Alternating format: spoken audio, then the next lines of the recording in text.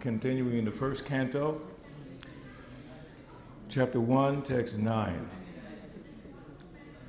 Hare Krishna.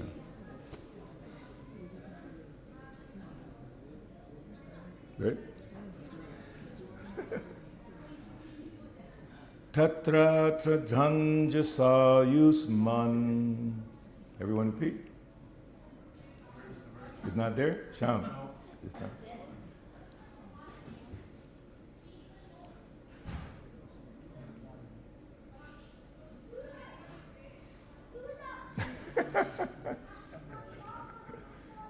Technology. Yeah. Ready? Yes. Tatra tatranjasa yusman. Bhavata yad vinishchitam. Pumsam ekantata shreyas. Tanna samsitum arhasi. Tatra tatranjasa yusman. Bhavata yad vinishchitam. Pumsam ekantata shreyas. Tanna shamsitum arhasi. Tatra tatranjasa yusman. Bhavata yad vinishchitam. Pumsam ekantata shreyas. Tanha samshitum arhasi. Next.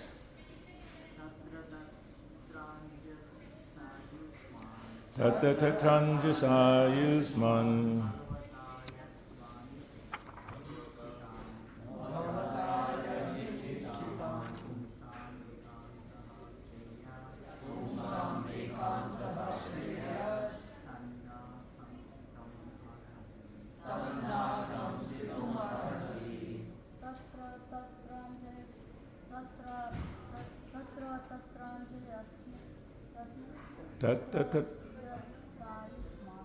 Tastatatasanrupam.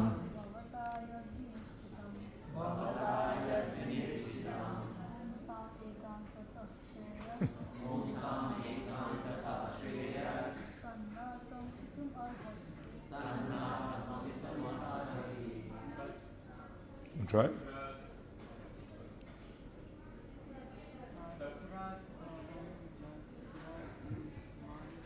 Thank you.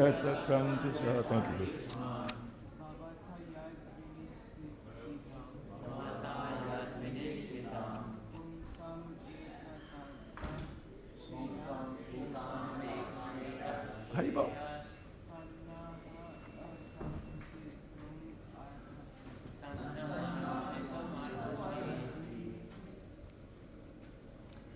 Prabhu? Tatatanjaya yusman. Bhavataya vinishchitam. Pumsam ekantata shreyas. Take your time. Oh. Anyone else? Tatatanjasa yusman. Bhavata vinishchitam. Pumsam ekantata shreya.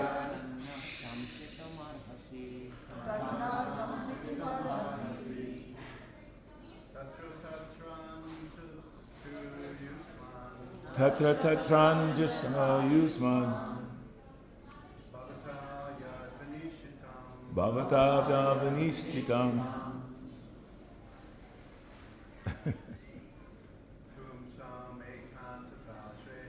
Pumsam ekantata shreyas.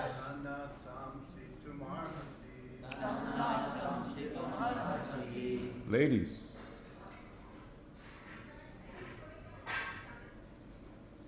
Ishi? Okay. Tatra Tatra tantranjaya susman Bhavata bhavataya vinishtitam punsham ekantata shreyas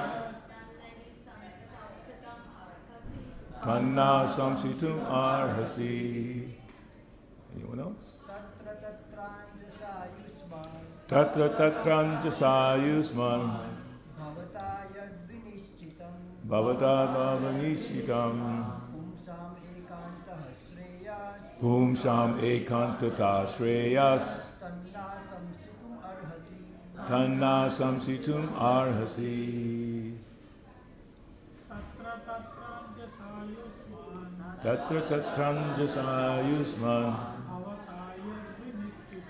bhavata vinishtitam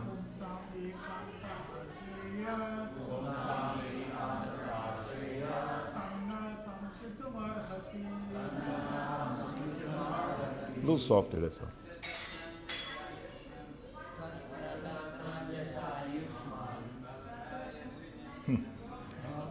Ya vinishtitam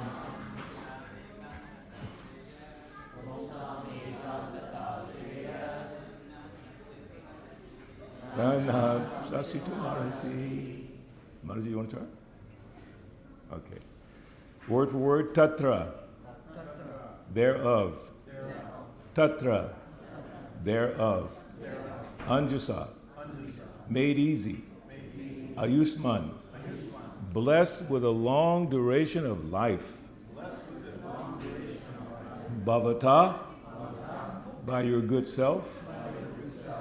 Yat, whatever. Vinishchitam, ascertained. Pumsam, for the people in general. Ekantata, absolutely. Shreya, ultimate good. Tat, that. Na, to us. Shamshitum, to explain. Arhasi, deserve. Translation, purport by His Divine Grace A.C. Bhaktivedanta Swami Srila Prabhupada Ki Jai. Please, therefore, being blessed with many years, explain to us in an easily understandable way what you have ascertained to be the absolute and ultimate good for the people in general. Please repeat. Please. Therefore, being blessed with many years, explain to us in an easily understandable way what you have ascertained to be the absolute and ultimate good for the people in general. Purport by His Divine Grace A.C. Bhaktivedanta Swami Srila Prabhupada Ki Jai. In Bhagavad Gita, worship of the Acharya is recommended. The Acharyas and Goswamis are always absorbed in thought of the well-being of the general public, especially their spiritual well-being. Spiritual well-being is automatically followed by material well-being. The Acharyas therefore give directions in spiritual well-being for people in general, foreseeing the incompetencies of the people in this age of Kali, or the Iron Age of Quarrel. The sages requested that Sutta Goswami give a summary of all revealed scriptures because the people of this age are condemned in every respect. The sages therefore inquired of the absolute good, which is the ultimate good for the people. The condemned state of affairs of the people of this age is described as follows. Can you move it up to the next verse? Is that possible? I just want to chant it. It'll be verse 10. Otherwise, I'll just say it. I was asking if you could move it up to the next verse, number 10. Oh, I see. That's the, you have to hit the next. There you go. So this, I just want to chant it. You can all hear, and I'll read the translation. Prayenal Payusha Sabja kalav asmin yuge janaha. Manda sumanda matayo. Manda bhagya upadrata. This verse says, O learned one, in this iron age of Kali, men have but short lives. They are quarrelsome, lazy, misguided, unlucky, and above all, always disturbed. So as Srila Prabhupada concluded this first purport, text 9, by saying, the sages therefore inquired of the absolute good, which is the ultimate good for the people. The condemned state of affairs of the people of this age is described. So that is what's described. Manda, sumanda, matayo. So what is that, manda? Lazy. People in this age are lazy. Sumanda, mataya, misguided. Manda, bhagya, unlucky. And that bhagya, sometimes we explain as bhagav, like Bhagavan. And Bhagavan means one who possesses all the opulences. Bhagavan. Van means one who possesses, so bhaga. So in Kali Yuga, people are very unlucky, unfortunate, misguided, and very less opulence, realistic opulence. Prabhupada always said that in the previous ages they would use gold plates and very costly materials. Now we use plastic or paper, right? So we don't have the resources, even to do the big sacrifices that were done in the beginning, like Asvamedha Yajna, Gold Yajna, all these different yajnas. We don't have the resources to perform such yajnas. Therefore it says in Kali Yuga, the best thing to do is what? He said, eat cookies. Chant Hare Krishna. Specifically Hare Krishna. Because you'll find nowadays many mantras are being chanted. Not to criticize anyone, but Prabhupada never taught us to chant mantras to Lord Shiva. Never. If you want to glorify Lord Shiva, you can go to the Bhagavatam, 4th canto, beautiful prayers to Lord Shiva. In fact, there's a whole chapter chanting the song sung by Lord Shiva. It's very beautiful. But he didn't teach us to chant Haribol, different mantras. The mantra to chant in Kali Yuga is Hare Krishna, Krishna Krishna, Hare Hare, Hare Rama, Rama Rama. So the question should be, why should we chant Hare Krishna? Why? What's the point? There's so many other mantras. When I first got involved in this quote-unquote Hindu Vedic culture in 1970, my guru at that time that I was aspiring to, they had a process of getting a mantra, but the mantra was secret. And if you wanted the mantra, you had to pay for the mantra.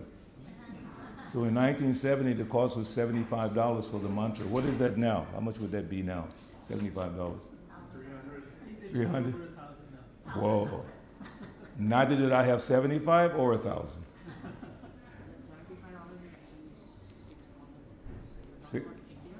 Yeah, at that time it was that much. What is it worth now? 75. So the point was, you couldn't get the mantra unless you paid for it. But come to find out later, because he says a secret mantra. And I'm talking to some other people from the same group, and he said, my mantra is Klim. And the other one said, my mantra is Aing, or Om. I didn't even know until I met Srila Prabhupada, that is part of the Gayatri mantra. Om Bhura Bhuva Swatat Savitu Vranyam Bhargo Deva Siddhimahi Jojo Napachodya. It's in the book. Prabhupada puts it there. It's actually written in the book. But in order, as Shyam is pointing out, in order to receive that mantra to go on the altar, it has to be given by the spiritual master. But it's in several purports. So there's 7 mantras. I didn't have to pay for the mantra. Prabhupada gave it. I didn't have to pay for the Hare Krishna mantra. Prabhupada gave it. If the mantra has potency, why not give it? I know there's one story about, I can't remember, disciple of one big Acharya. And the Acharya said something similar. This mantra is very secret. And he took it and gave it. Because it has benefits, why not just give it? So the sages are always concerned about the state of affairs in Kali Yuga. People are very unfortunate, lifetime is short. There's not enough time to study all the Vedas. The Vedas are vast. It's recommended that we focus on studying Srila Prabhupada's books. Bhagavad Gita, Srimad Bhagavatam, the list goes on. You can look back there, you see most of the books are there. So that's the first thing we have to do, make sure we have Prabhupada's books. And I wanted to point out something interesting about this center, this Lakshmina Center, Lakshmina Shringa Temple, soon to be fully recognized as an ISKCON temple. We're working very diligently to make sure that happens in the next short period of time. But something very unique about this temple, in terms of our concern for the people who come here. We have a deep concern for all the devotees who come here, whether they're initiated, not initiated. So, because everyone's going through different stages in their lives. There's so many distractions. Kali Yuga, Manda Sumanda, Matayo, Manda Bhagga, Upadrita. The sages knew that. So what we do here, and I just realized this from yesterday. Actually, Shambhi Hari Prabhu and myself, we were running around Forsyth County doing kirtans. From one house to the next house. Problem was everybody wanted to give us prasadam. So by the time we got here, we were just falling asleep. Too much prasadam. Oh my God, it was so good. So that's one thing. Coming to your home to make sure that you understand the importance of chanting Hare Krishna. That's why we do it. But when we came back, and as we were coming back, Shambhi Hari Prabhu was in total anxiety because he has a Bhagavad Gita class at 4 o'clock. So he was doing calling Mataji and this and that, speeding up a little bit because of the concern for the devotees who came to the class. Because he has a specific way he does the class. He does it very systematically, step by step, breaking it down. So one of my members from the Vedic Friends Association was in your class yesterday, and he came to me and he said, I really like this class. I've read Bhagavad Gita many times, but I like the way he does this class. So this is one point. So I thought, so what am I doing? What I normally do when I give lecture here is not systematic, one verse, next verse, next verse. Shambhi Hari Prabhu was taking care of that for the whole congregation.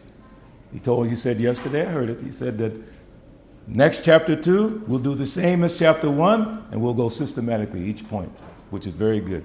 So my job is to try and share with you, and I'm not saying this out of any pride, but my 52 years of experience in this movement, and showing you where some segments and verses and pastimes and different things are that will help you now. Why? Because Kali Yuga is full of bad faults. Kaler Doshana De Rajan. It's an ocean of bad faults. So we are trying to give you the foundational step by step. In fact, Shampabu does a class on Friday, Srimad Bhagavatam class. Again, step by step by step. So when I come to you on Sunday, I'm finding those things that I feel that you can use now, right now, today in your life. Young people, old folks like me, doesn't matter. Initiated, not initiated. Even we're initiated, we still forget. We still forget different things in the Shastra. That's why sadhu sangha, associating together, is so important, because we can remind each other. Like for instance, today I might be off a little bit or something like that, and you might be on like that. You might know something that can help me as well. I've been initiated many years, but I also get inspiration from so-called younger devotees, right, Prabhu? Yeah. When I see the younger devotees being so enthusiastic, fired up, like, look, Prabhu is taking care of the verses for today. This is inspiring. So I'm inspired just by seeing that. So again, when I bring you into the Bhagavatam, I'm bringing you to the points that I know have kept me going for 52 years. Now that should mean something. The only real question you should ask Balabhadra Bhattacharya Das, Prabhu, how did you stay in this movement 52 years? Then I'll tell you. I'll tell you the verses. I'll tell you the quotes that I've heard from my godbrothers like Hridayananda Maharaj or Jayapataka Maharaj, or the quotes I've heard from Prabhupada. Prabhupada just said something in this purport, which I didn't notice this morning when I studied. And I know this one I love very much. He says that spiritual well-being is automatically followed by material well-being. Everyone's running after material well-being. He says, spiritual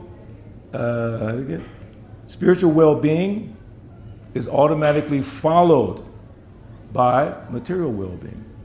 So if you have spiritual well-being, then the material well-being will be there. But the problem is, we're focused on material well-being first.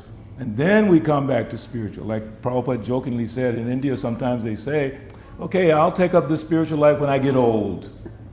Now I'm young. Now I have to work hard. It's like Prahlad Maharaj, when he was with his students, not his students, but the students in his class. And the students in the class wanted to play with their watches. I caught you, Krishna. Krishna, I got you. So with Prahlad, the kids wanted to play with their iWatches, iPads, right? Of course, they didn't have those then. They just wanted to play. And they told Prahlad, okay, Prahlad, we'll take this up later, when we get older, like your daddy, we'll take it up. And Prahlad says, Komara Achere Pragya. Start now, Komara, start very young. See, sometimes the adults, they think the children are too young. They can't know. How can they know? I don't agree. This boy right here, Krishna, who's playing with the watch again, this little boy, he's been going out preaching book distribution since he was 2 years old. And also his sister, since they were 2 years old. I remember distinctly. He was fearless to go up to anyone, policemen, homeless people, because that's the example we try to set for him. Okay, so there's no age that's too young. That's okay, you separate them, that's good. Krishna, be still, you'll be fine. I have some cheesecake for you. So it's no problem. They can learn. My brother, who lives in Detroit, he took a study course in Philadelphia. The course was how to teach babies to read. Because you don't realize babies can also speak.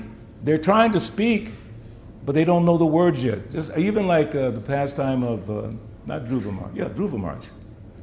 When Dhruva Maharaj was in front of the Lord, or the Lord was in front of him, he was speechless.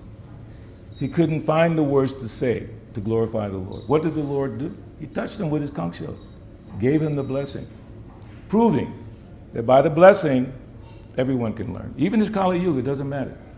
But we have to be willing to make that step to bring people closer. So again, our purpose here is to bring all of us closer to the conclusion, Vasudeva Sarvam Iti. What does that mean? Vasudeva. Who is Vasudeva? Krishna. Sarvam.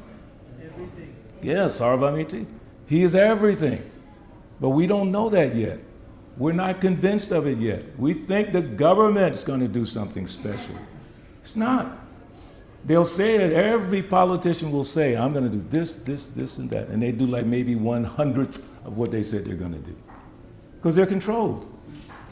Krishna is not controlled by anyone. Ishvara Parama Krishna. Satchidananda Vigraha. He's Ishwar, which we mentioned yesterday, the 5 subject matters. Ishwar, Jiva, like that. So he's that first subject matter, Krishna's Ishwar position. But we haven't come to that conclusion, Vasudeva Sarvamiti. If we come to that conclusion, then everything we do in life will revolve around Krishna. Therefore, the sages are saying, in the verse that we're studying, please, therefore, being blessed with many years, explain to us in an easily understandable way what you have ascertained to be the absolute and ultimate good for the people in general. We're all looking for the good. No one's looking for the bad. No one wakes up in the morning and says, give me 2 pounds of pain, suffering. I want suffering. I want anxiety. No one says it except a fool. A fool says it. Sometimes people say, oh, I'm not afraid to die. That's because you don't know what death is. You have no idea what death is. I've had many people say, I'm not afraid to die. Really? That means you're just foolish. You should not want to die. Like in the Bhagavatam, it says, as long as you have intelligence and good health, you should try to live. You should try to live. But in spite of that, if you don't, there's no fault on your part. But we should try. So what is the ultimate benefit that we can get in life besides education, besides money, power? You know, power is so useless. People are striving to be in a position of power. It is so useless because all it does is puts more anxiety on you, more pressure on you. Most of the leaders of the world don't realize that they have to take the karma of the people they are responsible for. They don't realize that. Bhagavatam also explains, don't become teacher, don't become a guru, don't become a parent, don't take anyone under you unless you're able to take that person to the spiritual world. But show me one leader in the world today that can take anyone back to Godhead. I don't see a single one in any country, any part of the world that has the capability of taking even one soul back to Godhead. Prabhupada pointed out about Mahatma Gandhi. He said Gandhi was a great man, very great man. But he never believed in the person Krishna. He believed in Bhagavad Gita. Prabhupada was very clear about that. He believed in Bhagavad Gita. So much so that Prabhupada in 1944 wrote a letter to Gandhi and said, Gandhi, you're on the world stage. They know you all over the world. Now take this Bhagavad Gita and tell about Krishna. And Prabhupada says, I don't know if he ever read the letter, but he wrote it to him, giving credit to him. So the modern day leaders cannot take us back to Godhead. If you talk about someone like Parikshit Maharaj, who is Parikshit Maharaj? Who knows? Anyone know who Parikshit Maharaj? Huh? Yes, who? Say it again. Son of Abhimanyu, and Abhimanyu is who? Grandson. Yeah. And this Parikshit was really the last descendant in the womb of his mother. What is his mother's name? Uttara. And this, I'm forgetting some of the names. Who tried to kill him? Ashwatthama. With this Brahmastra. Brahmastra, Prabhupada said, is like a nuclear weapon, but it's targeted.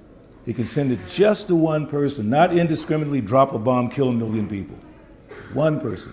So Krishna actually came in the womb because Parikshit's body was actually burned. So then Bhagavatam explains he got another embryo. Krishna came in to protect him inside the womb. Therefore it says, if Krishna wants to kill you, nobody can save you. If Krishna wants to save you, nobody can kill you. An atomic bomb can fall on your head. This was explained by Hridayananda Das Goswami. I mentioned earlier that I took a lot of input from him. He said the atomic bomb can fall on your head, but if Krishna wants to protect you, nothing will happen. Well, here's the question, my little team over here. Do we have that kind of faith? Probably not. That Krishna will protect me no matter what. He will, because he says in Bhagavad Gita chapter 18, text number 66, what does he say? Sarva dharma parityajya mamekam sharanam braja aham tam sarva papebhyo mokshishami. Someone asked Prabhupada this kind of question. How long does it take to become liberated? Those who don't know the answer, what would some of you say? How long does it take to attain liberation to the spiritual world? How long? You know. 1 second. But the argument is, but what about the whole process? The Prabhupada says, you don't know Bhagavad Gita. Sarva papebhya. All the sinful reactions, I will take them from you. I will take them all. Not me. Krishna's saying. But we don't have that kind of faith. We still have our faith in material things, whatever they might be. Technology, power. Power is so deceptive. Who's the most powerful? Krishna. Even Brahma, the first creature in the universe. In our universe, he has 4 heads, but in some universes, he has millions of heads to accommodate the size of the universe. He says, others may say they know Krishna, I don't. That happened after he was bewildered by Krishna's energy. There's a whole story. So we have to bring our faith up to the next level. We've been discussing about the 3 kinds of devotee levels. Kanishta, Majjhima, Uttama. So in the beginning stage, the very beginning stage, our faith is very weak. That's why it's dangerous. Don't stay on the neophyte platform. Why is that? That's also explained by great devotees. Kamala Dala Jala Jivana Tala Mala. You know, Kamala means a lotus. So you put water on a lotus leaf, what will happen? If the wind blows a little bit, the water will fall off because the lotus is very smooth. So our situation is very tenuous. Any second our faith can be taken away. I've seen it in my so many years in the movement. I've seen devotees, for the slightest little provocation, leave the movement. And some of them never to come back. They get something in their mind and they go away. How can someone go away from Prabhupada? Being with Prabhupada, how could one go away? How could one have a misunderstanding? But it happens. So, spiritual well-being, understanding the value of spiritual well-being is what Prabhupada is saying. Spiritual well-being is automatically followed by material well-being. You understand? No. When you have spiritual well-being, material well-being comes. But if you go for material well-being first, you fail. Because you'll get so far down the road, so far off the track, it'll be hard to come back. Krishna consciousness is simple for the simple-hearted, but difficult for the wicked, Prabhupada said. For those who are wicked, it's very difficult. They think, oh, Prabhu, why like this? Why like that? Because of you. Because your faith is not strong. Because if your faith is strong, you know everything happens by the arrangement of who? Everything. Not some things, everything. But what about the bad things that happen in my life? Is that Krishna? Yes. Because he's in charge. He's in charge of everything, material modes of nature, which are causing these problems. They're working under his control. Prakrite kriyamanani gunai karmani sarvasaha ahankara vimud atma karta hamiti mani. The bewildered spirit soul thinks himself or herself to be the doer of activities that are carried out by nature. Krishna's doing it, and the modes of nature working under Krishna's control. There's nothing that happens without him. So when you increase your faith, you begin to see Krishna everywhere in everything. Then you answer your own question. You say, well, why is this happening to me? Or, on a grander scale, why is this happening in Palestine? Why just the other day in India there was a stampede and 15 people died? I just saw this morning. Not at the Kumbh Mela, but at a train station somewhere. Delhi. So the question becomes, why? Who's in charge? No one's in charge? I mean, it looks like no one's in charge. Everything is just going to the dogs. No. Krishna's in charge. And yet karma is following each one of us. And we're suffering due to our past karma. So in the Bhagavad Gita, chapter 12, text 13 and 14, in the purport, Srila Prabhupada explains the mood of a pure devotee. In that beginning of that purport, again, make a note, chapter 12, verses 13 and 14. And he makes a point in the first sentence, because that chapter deals with kind of a concession. If one can't serve like this, one can do like that. If one can't do that, he can do meditation. If he can't do meditation, he can give in charity. But in that purport, Prabhupada says, coming again to the point of pure devotional service, which is the beginning. Now he went down a few, you can do that if you can't do. If you can't chant 16, chant a half a round. Chant one mantra. If you can't do this, do that. Prabhupada says, coming back to the point of pure devotional service. And in that purport, he says, a devotee thinks if something happens to him or her, that I'm only receiving a small portion of what I deserve. I deserve much worse. This is the philosophy. It's very hard to digest this point. When you're suffering, to actually say, I deserve worse. So most people, educated people, will say that's brainwashing. That's why they said Hare Krishnas are brainwashed.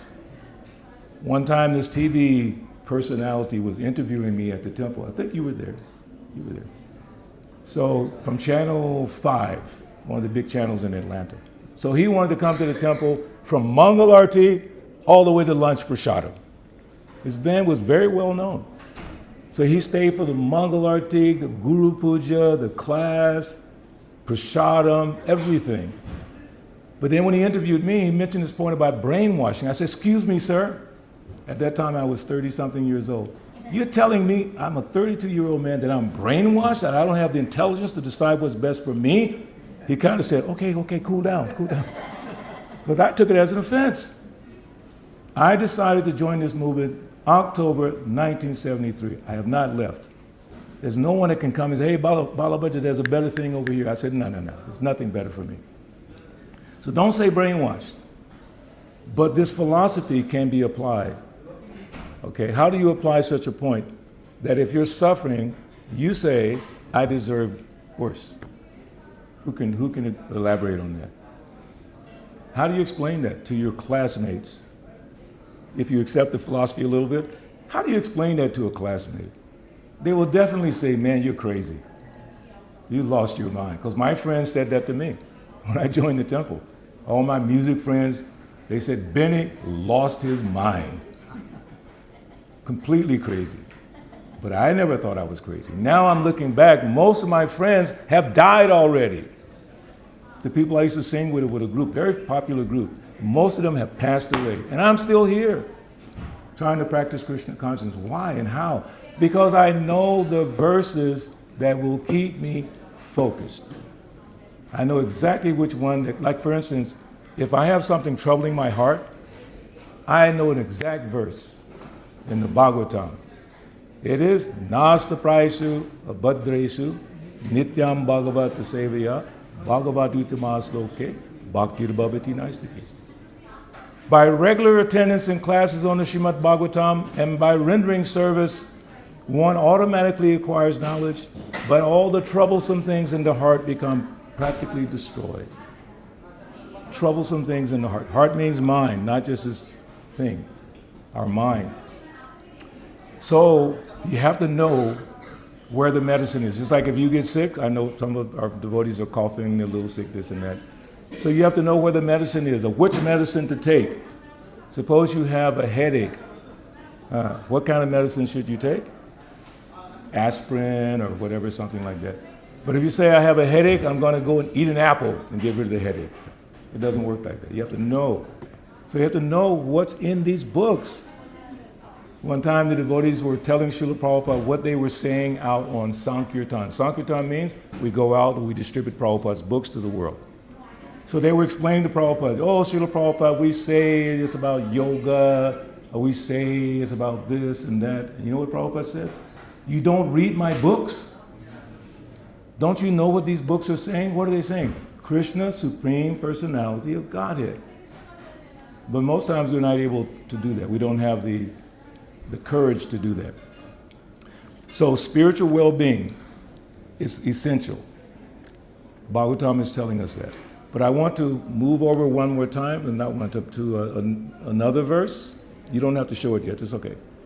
It connects to this verse because there is an analysis that there are 6 questions asked by the sages. 6. I'll read them to you right now. 6 questions asked by the sages. Number 1, what is the ultimate good for humanity? Number 2, what is the essence of all scriptural knowledge? Number 3, why did Krishna appear in this world? Number 4, what were the activities of the Lord in relation to creation? 5, what were the activities of each incarnation of the Lord? And finally 6, when Krishna departs from the world, where will religious principles be found? Those are the 6 questions. So this is the first question, the verse from the day. This is the first question. And the answer to that question appears in the next chapter. Chapter 2, which is, yes, the first answer. Most devotees who've been around a while know this verse. So I'm going to call on you to repeat. Savai pum samparo dharmo yato bhaktir adokshaje ahaitu kyaparti hatha yayatma suprasidati. That's Bhagavatam, 1st Canto, Chapter 2, text number 6. The supreme occupation, Dharma, because you remember they're saying, they're asking, ultimate good for the people. What is it? He's answering. The supreme occupation, Dharma, for all humanity is that by which men can attain to loving devotional service unto the transcendent Lord. Such devotional service must be unmotivated and uninterrupted to completely satisfy the self. What is the verse that we're always quoting? Not karma, not jnana, not yoga. What is the verse? A Tatvi Krishna? No, not Tatvi Krishna. Anyway, it says in one verse that no karma, no jnana, no yoga. Not by karma, not by jnana, not by yoga. Also it says in the Harinam verse, Harinama, Harinama, Harinama eva kevalam, kalo nastyeva, nastyeva, nastyeva, gatyanyata. That not by karma, not by nastyeva, nastyeva, nastyeva. No karma, no jnana, no yoga. You cannot. The only process is chanting Hare Krishna, but done without the motivation. Sometimes people say, I'm not feeling any joy in chanting Hare Krishna. I'm not feeling any happiness, and so why should I chant? The question becomes, who are you chanting for? When you chant Hare Krishna, who are you chanting for? Whose pleasure are you chanting for? Speak a little louder. Huh? Krishna's pleasure. So if you're not happy, but Krishna's happy, should you be happy? Maybe I said it too fast. If Krishna's happy by your activities, but you're not happy by your activities, should you be happy? That's a brainwashing. Well, that's how they turn it on us. Because we have a philosophy that eliminates anxiety from us by following it. I don't have to have anxiety because I'm giving it all to Krishna. I just try to do my service to Krishna. Whatever happens is up to him. If he's happy with it, fine. If he's not, no problem. I've done my part. Bhajatam, bhajatam, pritipurvakam. Do your service with love. That's the secret. So the sages are answering that question. The supreme occupation, dharma. Now, interestingly, Srila Prabhupada says, let me see in the purport, how he's translating this word dharma. In this statement, Sri Sutta Goswami answers the first question of the sages of Naimisharanya. The sages ask him to summarize the whole range of revealed scriptures and present the most essential part so that fallen people of the age might easily take it up. So, if we think a little deeply about this, the process is very direct. We just have to follow, carefully follow. And in the Bhagavatam, there's so many, as I said, so many things that can help you. So what I'm going to do in this once a month Bhagavatam class, I may go from the first canto to the fifth canto, because there's something in the fifth canto I feel you need. For instance, the teachings of Lord Rishabdev to his sons. And the verses there are so amazing. Actually, almost the first from the beginning. Nayam deo deo bhajam nirloke kastam arham vidbujam ye.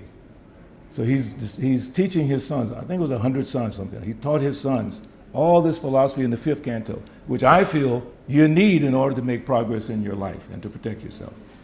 Or third canto. Who's in the third canto? Kapila Dev, teaching his mother Devahuti. And then there's a lot of scientific information for those who are scientifically, whatever. There's a chapter called Calculation of Time from the Atom. Go and check that one out. Amazing. What else do we have? Fourth canto. Who's in the fourth canto? Besides Lord Shiva? Huh? Prithu Maharaj. Amazing instructions in there. And also in the second canto, Sukadeva Goswami, describing the Lord in the heart, devotional service, so many things are there. So you need all of this. In order to make it, as long as I've been blessed to make it, when I say it, I feel pretty old. 52 years in the movement is like, I must be very old. So, but it's been something very specific. Well, another thing that's very specific, sadhu sangha. Because I've taken advantage of all these senior devotees, my god brothers and god sisters, for help and guidance. We talk regularly. Because sometimes I'm not exactly clear. I'll give you an example. When Malati Prabhu was here, was anyone here when Malati gave the lecture? Who else was here? So Sham and I, we have this beautiful Prabhupada Vyasasan in the back, the one that Prabhupada used before we have this one here. So we were a little conflicted. Can we just give it to someone, let them take it home, they can make a seat? Or give it to some devotee, they can sit on it and then give the class? And we said, no. But we wanted to confirm that. So we asked Malati, should this just be exclusively for Prabhupada? She said, absolutely. She said, you can give it to a temple who needs it. So here I am, been around all these years, still I have to ask questions.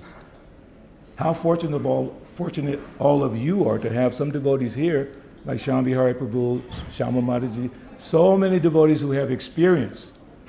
Ramananda Roy Prabhu, Jai Govardhan. Jai Govardhan was the vice president when I was president. We would work very close together. Amazing. All these experienced devotees. And if you're not asking them questions, shame on you. You know what that means? I already know. I don't need to ask. Even something that you read in Prabhupada's books may require some clarification from a more experienced devotee. So please take advantage of what you have. So as I said from the beginning, our focus here is making sure you have everything you need based on our limited experience to help you make progress in Krishna consciousness. We're going to try our best not to mislead you, not to guide you the wrong way. So whatever we say, you can take it, but I still recommend you try to understand from Prabhupada's books. Whatever I say, or Sham says, or anyone says, you take the time to look at Prabhupada's books. You know, they say the onus of proof is on you. Don't blame me by the fact that you didn't read the books. The books are there for all of us. Like now we have a program where you can buy a Bhagavatam set. How much is it? That's cheap for all that knowledge. 185? Can I get a senior discount? I'm just kidding. You cannot imagine what you have when you have the Bhagavatam. So I'm not going to put anybody on the spot. I would do it, but I'm not. Who has the Bhagavatam? Don't raise your hand. But if you don't have the Bhagavatam, see Sham Bihari Prabhu. If you don't have it, you can't read it. Of course, you can go online and do that thing, you know, but it's good to have the books. We read in the beginning of this series on the Bhagavatam that if you make a gift of the Bhagavatam on a full moon day, you're practically guaranteed Krishna consciousness. So pick out the next full moon day, call Sham Bihari up, get a set of Bhagavatams, and give it to someone. Oh my God, I just put myself on the spot. Now I have to do it. He says we'll deliver it too. And if it's on the right day, we'll deliver with a kirtan. Yes, we'll make it happen. Yes, yes. Again, that's how important you all are to us. Yes, Mataji? You probably have to speak a little louder because our friends in the kitchen. Yeah. My experience is that some people are very hesitant to make little prashad. Yeah. The devotees go there, they will make a little prashad for them. Good point. And I did take it yesterday, and the family was so happy and so grateful. Very good. I took a book of Nityananda Ramacharita as a gift for them. So she said, I'm going to read it, Mataji. She's a nurse in America.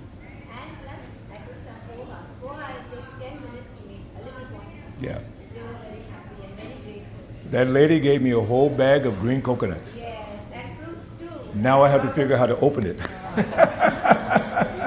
Because she heard that I liked them. I do, I love them very much. In Mayapur, we call them dabs. I don't know if that's the right pronunciation. Green coconut. And the guy takes the thing and chops off the top, and then you just drink it straight from the coconut. It's so good. So she gave me a huge bag, a very heavy bag. She's a nice, very nice lady. So I wanted to share one more thing before we finish. This is the humility of Srila Prabhupada with reference to him presenting the Bhagavatam. Let us not approach the Bhagavatam with a prideful mentality that we're going to master this philosophy. I'm going to take a test. Bhakti Shastri, Bhakti Vaibhav, Bhakti Vedanta. I'm going to master the philosophy. No. Don't have that attitude. You should do what's required, but don't have. Because the first principle of knowledge is Amanitvam. Humility. And humility means? Huh? Not to complain when they don't give you cheesecake. Humility means not being anxious for the satisfaction of being honored by others. Prabhupada's definition, Bhagavad Gita. So listen to what he says here. This is in a purport to Srimad Bhagavatam, chapter 5, verse 11. The Sanskrit is very familiar to a lot of devotees. Tad vag visargo janata viplabo yasmin prati shlokam abhada vatyapi namanya nantasya yasho nikani yat shrinvanti gayanti grinati sadhava. On the other hand, that literature which is full of descriptions of the transcendental glories of the name, fame, forms, pastimes, etc., of the unlimited Supreme Lord is a different creation, full of transcendental words directed towards bringing about a revolution in the impious lives of this world's misdirected civilization. Such transcendental literatures, even though imperfectly composed, are heard, sung, and accepted by purified men who are thoroughly honest. In the purport, Srila Prabhupada says, he's speaking about himself. Please listen. Prabhupada's speaking about himself in the purport. He didn't do that normally. Here he did. We know that meaning Prabhupada knows, he's saying, we know that our honest attempt to present this great literature, Srimad Bhagavatam, conveying transcendental messages for reviving the God consciousness of the people in general, and re-spiritualizing the world atmosphere is fraught with many difficulties. Our presenting this matter in adequate language, especially a foreign language. Prabhupada's from Bengal. His normal language is Bengali. Of course, he knew Hindi and all that. But he knew that my Bengali, my whatever, may not be sufficient for the Western people. But he goes on. He says, it will certainly fail. And there will be so many literary discrepancies, despite our, meaning Prabhupada, despite our honest attempt to present it in the proper way. But we are sure that with all our faults, just imagine Prabhupada saying his faults. What about our faults? With all our faults in this connection, the seriousness of the subject matter will be taken into consideration. And the leaders of society will still accept this due to its being an honest attempt to glorify the Almighty God. That is so powerful. He's recognizing his, because he comes from India in 1965, not many people were here from India, so people didn't know the accents, and Prabhupada's accent was a little thick in the beginning. Many devotees couldn't follow him. So he knew that. But he also had confidence that honest people, which all of you in this room are honest people, that you will accept what Prabhupada is saying as an attempt to glorify the Almighty God. Nothing less, nothing less. Prabhupada's humility, it was in his trust in his spiritual master's order and in the power of the Bhagavatam and the power of the holy name. That's how this movement started. That's how we're here today, because of his faith that we should begin to try and emulate. You can't imitate Prabhupada. If you try to imitate Prabhupada, you will fail. Many devotees have tried, not necessarily many, but some have tried and have failed miserably. Cannot follow, you cannot duplicate that. So our humble attempt in this Lakshmi Nrsimha temple is to make sure we provide for you what you need. Materially, we don't have enough money to pay your mortgage or buy a Tesla for you. Okay, we can't do that. But we can give you guidance. Now, that guidance is as much as we understand. It's not that I understand everything, Shama understands everything, Jagover don't understand. No, we don't know everything. That's why we come together and try to help each other. So I will stop with that. Hare Krishna, Krishna Krishna, Hare Hare, Hare Rama, Rama Rama. Any quick question before we close out? Anyone? Comment or question? You have a question? You have a comment? Yeah. What are you thinking? I mean, she's been meditating. I can see in her eyes she's just really deeply meditating. So what did you want to say? Come. Come here. No, it's okay. Come. There's a mic behind you. Oh, one behind me. See it? I am not perfect. I cannot see behind me, right? My eyes are imperfect. Thank you so much. You're very brave. Thank you. Huh? What you think about Krishna consciousness and Prabhupada? Like Krishna consciousness is like really important, and like you should have faith in Krishna. Yeah. Wow. Krishna consciousness is very important. We should have faith in Krishna. See, this is our hope, this next generation. We want to make sure they understand. Go ahead. I have a question, like brainwash, would that be like a positive thing? Because like that's brainwash, spiritual knowledge is brain, like washing our brain. Yeah. So you're saying it's a positive thing. He said, like Prabhupada said, in India we have dung patties, cow dung. He said people have cow dung in their brain. It needs to be washed. So good point. He's saying brainwashing can be seen positively. Anyone else? You're too shy. Come on, guys. Prabhu, what is it? Come on. I told him I like his haircut so much. I have a question. Sure. So what are like the benefits of memorizing verses compared to understanding the translation? Did you hear that? There's actually a chapter in the Bhagavatam, in the Nectar of Devotion, techniques of hearing and memorizing. So when you're memorizing, this is just one aspect, I'm giving you my perspective. When you're circulating those thoughts in your mind, Prabhupada actually said here, these words are spiritual, they're purifying you. So even if you don't remember the exact verse, but just thinking of that verse, it's purifying yourself. So the real benefit is you get purification, because the vibration itself is pure. Does that make sense? Thank you. Wonderful. Any other youth? Yes. You have a question? How can I get rich by being spiritual? How can you get rich by being spiritual? I think that's everybody's question. No, he said spiritual well-being, automatically followed by material well-being, chant 64 rounds a day.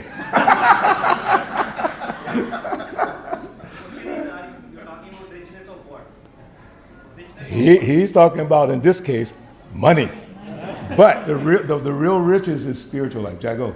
No, I just, it reminds me of Dhruva Maharaj. He wanted the kingdom, but then when he saw Krishna, he didn't want the kingdom.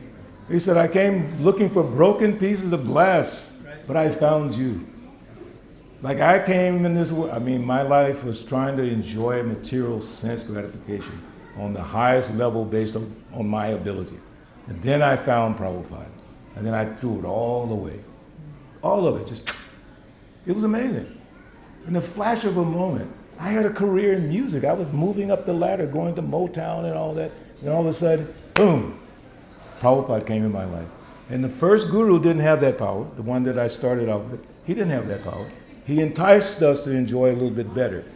Prabhupada said, give up eating meat, illicit sex, gambling, intoxication. Tomorrow at the Atlanta Temple, we're celebrating Prabhupada's coming, and he did the arti for his Guru Maharaj, Bhakti Siddhanta. So that's tomorrow. So Prabhupada, when he gave the lecture on the Vyasa Puja of Srila Bhakti Siddhanta, he described his history.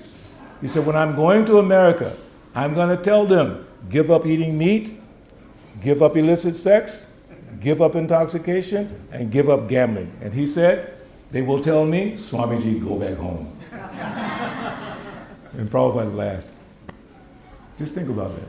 What faith he had to tell American boys and girls to give up illicit activity? Crazy. But his words were powerful. His vibration went to the hearts of all the devotees, including myself. And now you don't have to give up your life, give up your family, give up your job. You just need to add Krishna. Arjuna did not give up the position of fighting on the battlefield, even though he wanted to, as Shyam was explaining yesterday. He was real confused. But when he got clarity, he immediately did what Krishna wanted, which was to participate in a battle with 640 million people scheduled to die. They were going to die, the people on that battlefield. But Arjuna, after Krishna told him, fight and think of me. That's the same instruction we have. Go back to work tomorrow, go back to school tomorrow, and practice thinking of Krishna. You don't have to tell your friends, because they'll tell you the same thing they told me. You went crazy. If you go tell all your friends tomorrow, you should believe in Krishna, they're just, man, get out of here. But in your own meditation, okay? Hare Krishna, thank you. Anything else? Okay, Srila Prabhupada ki jai. Thank you, Jai Gopan, for the little.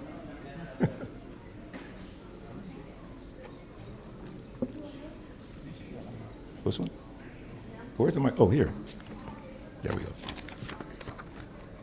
By the way, kids, there's no school tomorrow. You know that? Enjoy. So we have some birthdays to celebrate. Only Gopal Prabhu will be the first one and then after the next. Your birthday?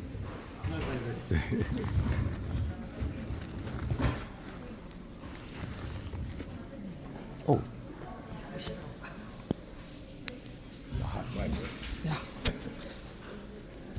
Just 1 second. Hare Krishna. Hare Krishna. Let me put this on here. Oh, turn stick. Turn. Okay, very good. Hold it. Yeah.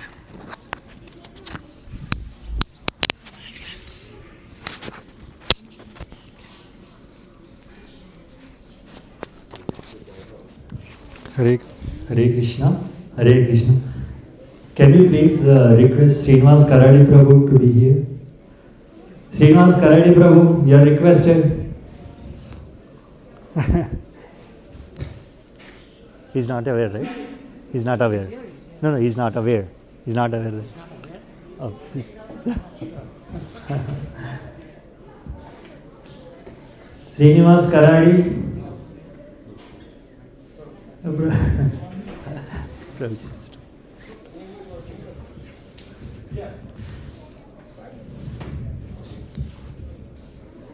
So, like few of the devotees like me who come here, you know why? To enjoy delicious prasad. So most of the times I come before serving the prasad, So how is it possible? It is possible by continuous perseverance of few devotees like Karadi Prabhu, Rukmini Mataji. They come here by 10, 11 and start preparation, cutting vegetables, cleaning dishes, and cleaning rice, and making sure all vegetables and all the groceries are available to cook. So yeah, Srinivas Karadi Prabhu is instrumental right from the day one here for this Sunday Love Feast. He was the person who wanted this kind of feast on Sunday, so we can have services and all. And thank you, Srinivas Karadi Prabhu, a lot for giving us such a delicious lunch daily. And now today we are celebrating your birthday, which you do know of.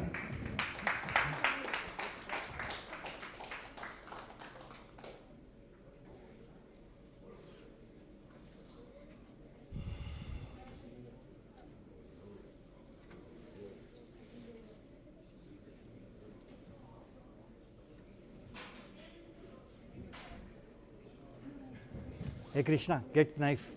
Go get knife. And plate, small plate.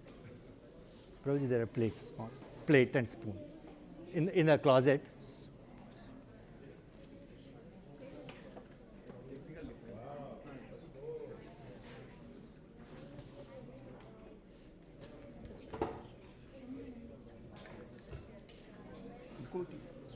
Yes, okay, we are good. And make the thing. Prune. Okay. Prabhuji, we have spoon, cake, knife, everything. Okay. So we all will sing happy birthday song for Karadi Prabhu. Is it your 16, 17? Okay. He just turned 16. Okay. Happy birthday to you. Happy birthday to you. Happy birthday, dear Karadi Prabhu.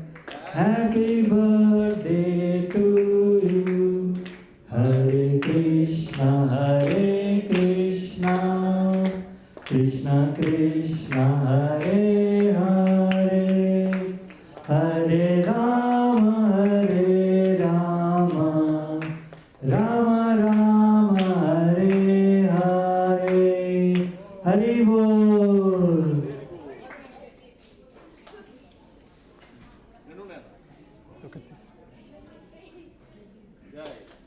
Mataji ko yun. Haribo. Okay, we all will chant 3 times Hare Krishna mantra for the blessings of Srinivas Karadi Prabhu. His name is Srinivas Karadi, but we used to call him as Karadi by his surname because there are many Srinivas Prabhus. Okay, let's start. Hare Krishna, Krishna Krishna, Hare Hare, Hare Rama, Rama Rama, Hare Hare. Hare Krishna, Krishna Krishna, Hare Hare, Hare Rama, Rama Rama, Hare Hare. Hare Krishna, Krishna Krishna, Hare Hare, Hare Rama, Rama Rama, Hare Hare. Hari Bol. Thank you so much, Prabhuji. You want to say a couple of words? Nothing will happen. Yes, good. Matlad. Thank you, Prabhuji, for all Mataji, for all your blessings. Please bless me so that I will continue serving all of you and Krishna and the Narasimha. Thank you. Haribo.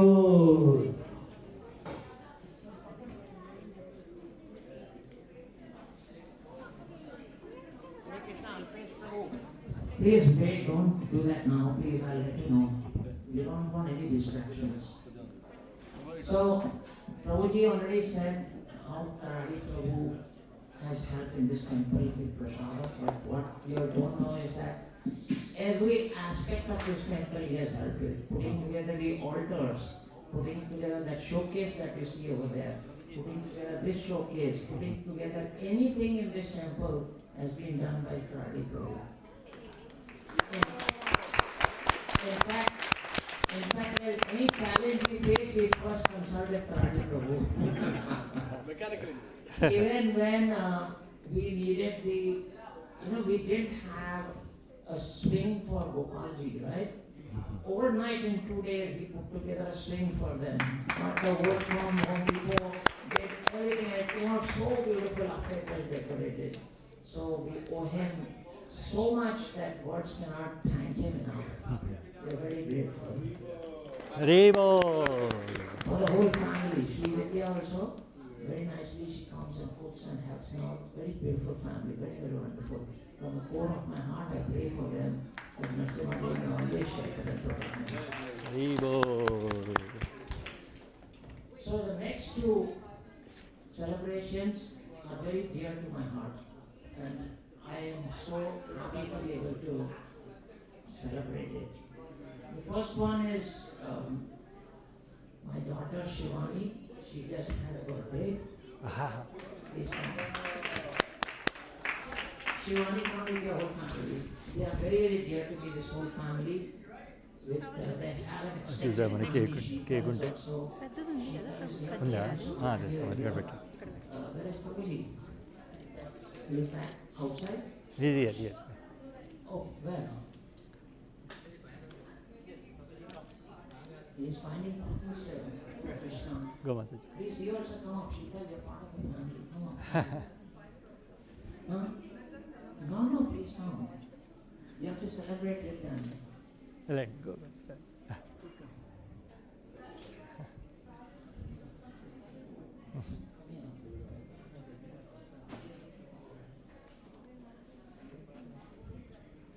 So Shivani says all she wanted is blessings. Radhe, Anything you tell me, You want to go? Prabhuji Sima, that's fine. So can we bless this wonderful child? Let's all raise our hand high in the air and chant Hari Bol 3 times. Okay? Hari Bol, Hari Bol, Hari Bol. Oh, sorry. She's celebrating her 16th birthday. For me, everyone is 16 years old. Because when you are in Lakshmi Narasimha Cultural Center, you're in the spiritual world.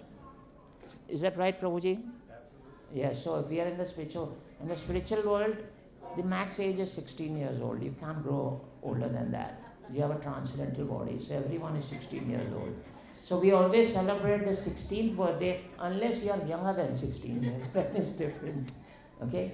So let's sing happy birthday for Shivani. Okay, everyone together. Happy birthday to you. Happy birthday to you. Happy birthday, dear Shivani. Happy birthday to you. Hare Krishna, Krishna Krishna, Hare Hare, Hare Rama, Rama Rama, Hare Hare. So I would request the parents and our aunt to put the first piece of cake in her mouth. Aunt and uncle has joined now.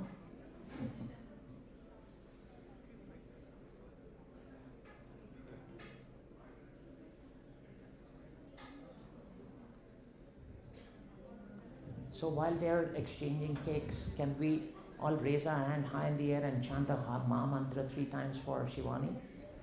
Hare Krishna, Krishna Krishna, Hare Hare, Hare Rama, Rama Rama, Hare Hare. Hare Krishna, Krishna Krishna, Hare Hare, Hare Rama, Rama Hare Hare. Hare Krishna, Krishna Krishna, Hare Hare, Hare Rama, Rama Hare Hare. May Lord Narasimha Dev always shelter and protect you. Thank you so much, Hare Prabhuji. Krishna. Please pray and bless me that I always be in Krishna. Always, you're always in my prayers. Okay? Thank you so much. Thank you all so much. Hare Krishna. And next, this is someone all of you all know very well, and someone you'll all have to appreciate a lot, right? Today they have served in the altar doing the arati. They offered the bhoga, and they will do the rest of the service too. They have dedicated themselves to serving the Lord today. We are talking about Champaklata Sakhi and Sumohan Gopal Prabhu.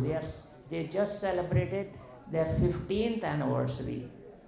And if you don't know the dedication of their service to the society, then you don't know what Krishna consciousness is all about.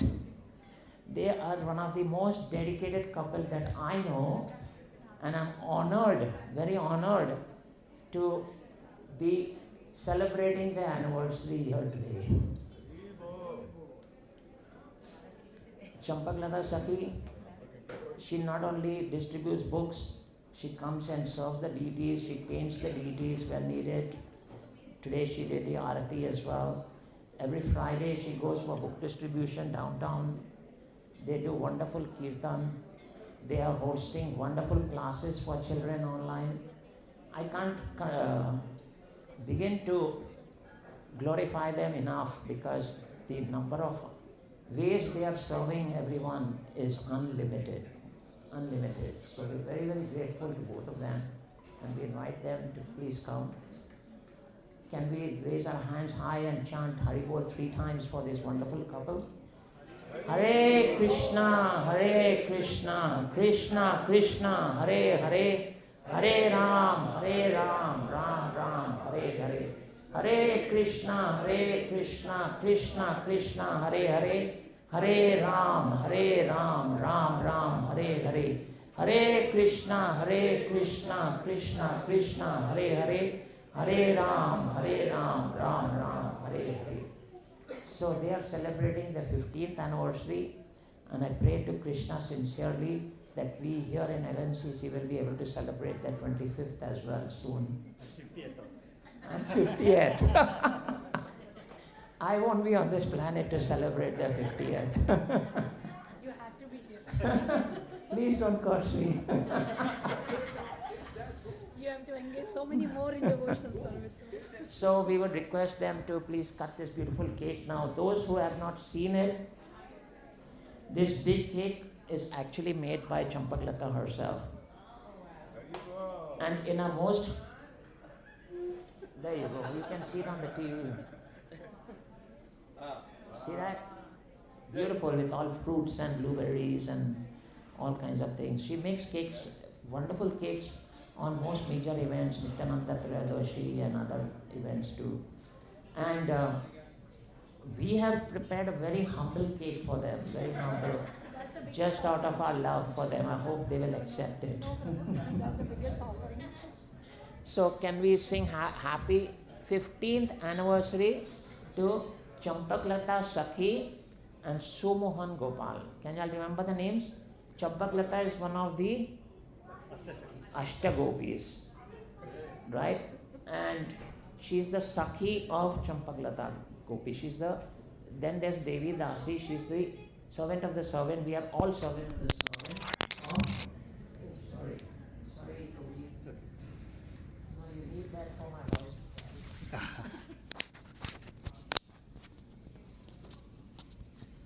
Put it on the mic, it's for my head, right? Okay. So, her Guru Maharaj is Bhakti Charu's Swami Maharaj, and one of the most powerful Maharajas, in my opinion. And so, they are so blessed to be the disciples of His Holiness Bhakti Charu Swami Maharaj. And I believe that they are so empowered by Maharaj, that's why they are able to serve so beautifully in terms of book distribution and anything else. So, we would like to sing happy 15th anniversary to this wonderful couple. Once again, Champaklata Sakhi and Sumohan Gopal. Can you remember that?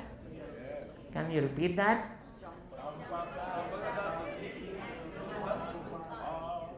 That was only two people talking, saying. Everyone together.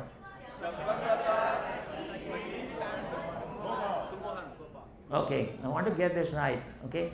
Happy 15th anniversary to you. Happy 15th anniversary to you. Happy 15th anniversary Champaklata Sakhi and Sumohan Gopal. Happy 15th anniversary to you. Hare Krishna, Krishna Krishna, Hare Hare, Hare Rama, Rama Rama, Hare Hare. On your dad. Hello.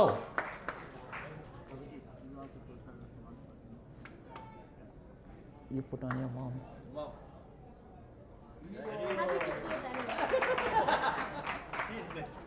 And now you can exchange garlands on your anniversary. Haribol.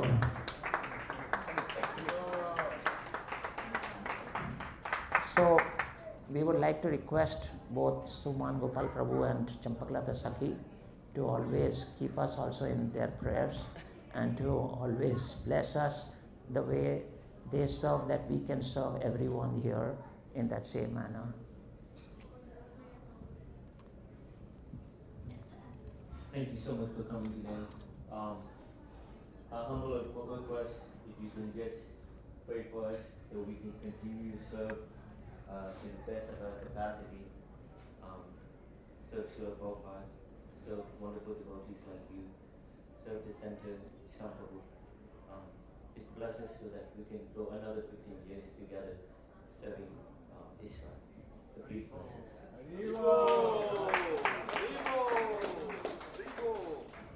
Thank you so much for all the devotees to come and give us your blessings. We can never go to Krishna directly. We need the mercy of Guru, Gauranga, Srila Prabhupada and Vaishnavas like you. So please continue to bless us so that we can always serve all the Vaishnavas, our Gurudev, Srila Prabhupada and Shri Nitai Gauranga and Lakshmi Narasimha. And Prabhu, please always give us your blessings like your blessing everybody in the coming. This center, I definitely want to say something, that it's a blessing in the coming Johns Creek, Suvani area, where people come together and chant the holy name, eat Mahaprasad, and hear the discourses on Bhagavad Gita and Srimad Bhagavatam. So this is a very big blessing, and my only humble prayers to Srila Prabhupada is then in future we want to see a much more, even bigger temple here. And Shamprabhu and Balabhadra are always preaching and bringing Krishna to all the souls. So we pray today at the lotus feet of Shishi Nitai Gauranga and Lakshmi Narasimha to give everybody strength and ability to serve this center more and more. So, our mentor and our guide is His Grace Balabhadra Prabhuji, and so we'll request Balabhadra Prabhuji to please come and give them the first piece of cake if you don't mind. Oh, you definitely get the cake. How will we eat? We have to put deities to Not yet. sleep. Who? We have to put deities to sleep. Oh, Krishna. So we will feed Prabhu. Huh? No. It's for you. So they say they cannot eat right now because they have to put the deities to bed. So they have some altar service, and so we will postpone that till prasadam time.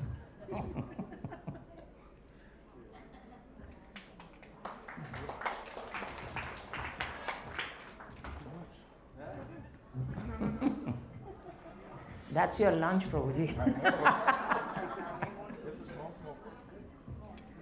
So while they are taking care of that, I have a couple of announcements to make. After the Nityananda Trayadashi, we have another very big festival coming up, which is Gaur Purnima, and it's also, many of you know it as Holi as well, but for us it is Gaur Purnima. You see Mahaprabhu over there, Gauranga Mahaprabhu and Nityananda Prabhu. That's the appearance day or birthday, as you may call it. He doesn't take birth, of course. Is Mahaprabhu or Chaitanya Mahaprabhu is Krishna himself, who comes in the form of Gauranga. And so that's the second appearance of Gauranga. First appearance is on Krishna Janmashtami and second is Gaur Purnima. So we'll be celebrating this in a very big way, Gaur Purnima. It's on 13th of March. On 13th of March. All day there will be some festival, the festival will be going on. You can come and offer archana, you can come and do kirtan over here. There will be food served throughout, the prasadam served throughout the day. In the evening we will have a very grand program. There will be some stage shows, and then at 6 o'clock there will be a abhishekam of Gaur Nitai, right? Both Krishna and Balram as Gaur Nitai. We will have the abhishek for them. Then there will be a small class, and then there will be Pushpa Abhishekam, Mahaarti and Pushpa Abhishekam, and then there will be a very grand feast. On that day, mostly devotees, they fast up to dusk, up to moonrise, right?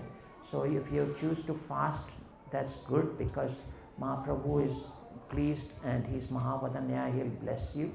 So you can do that. But otherwise there will be prasadam served throughout the day. So there will be a very grand celebration throughout the day. Please mark your calendars, March 13th. Alright?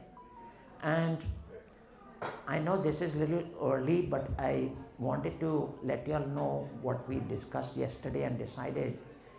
Narasimha Chaturthi will be the second anniversary of this center. 2 years we will complete on Narasimha Chaturthi. So we have planned a very big celebration on that day. We have got, it's a Sunday by the way, it's May 11th Sunday, okay? And it happens to be Mother's Day as well. Wow, right? So we have a very big celebration on that whole weekend. On Friday evening, we will be having kirtans, and we will have Adivas ceremony. On Friday evening, Adivas ceremony and kirtans. On Saturday, we are planning a Jagannath Rath Yatra here in Sohani Patel Brothers. Okay, there will be a Jagannath Rath Yatra on May 10th. Okay, mark your calendars. And May 11th will be a grand abhishek of both the deities, Gaur Nitai and Lakshmi Narasimha, because it's the anniversary of both. It's the temple, right? So we'll have a very big abhishek, right? And we will have a lot of festivities going on all through the day. We will let you know all the timings and everything. So please make a note of these dates, right? May 9th, 10th and 11th. 11th is our second anniversary. All right? So thank you all so much for being part of this temple, part of this congregation. Without all of you, we cannot survive, we cannot progress. So it's your celebration of the second year of your temple, right? And as I often say, this temple is open to everyone for devotional service, any kind of service you want to do, devotional service, any kind of worship you want to do. This is truly a devotees temple. So we don't have higher management to supervise you and guide you and all. We maintain the rules and regulations that are there, but really it is all about you. You all come in and serve. All the prasadam is cooked by devotees here, right? So it's your temple. So please come and participate in all the different services that are available here. Now we can take the blessings of Narasimhadev and Gaurnitai, and we will start serving prasadam. Alpesh Prabhu, you can now set up the tables. Thank you all so much. Hare Krishna. By the way, you all can celebrate your life events over here, anniversaries.